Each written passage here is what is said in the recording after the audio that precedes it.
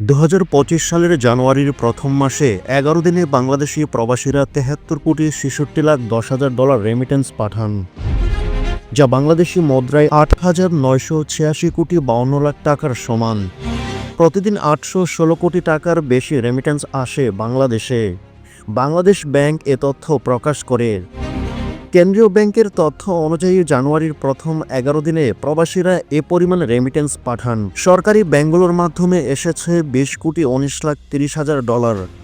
বিশেষায়িত দুটি ব্যাংকের মধ্যে কৃষি ব্যাংকের মাধ্যমে আসে $২,৪৮,৫০,০০০ এবং বেসরকারি ব্যাংকগুলোর মাধ্যমে আসে $৫০,৭৩,৩০,০০০। এছাড়া বিদেশি ব্যাংকগুলোর মাধ্যমে এসেছে $২৫ লাখ বেশি। বাংলাদেশ ব্যাংক জানায় ২০২৪ সালের ডিসেম্বর মাসে দেশের ইতিহাসে সর্বোচ্চ $২.৬৪ বিলিয়ন বা $২৬৬,৯০,০০,০০০ রেমিটেন্স আসে।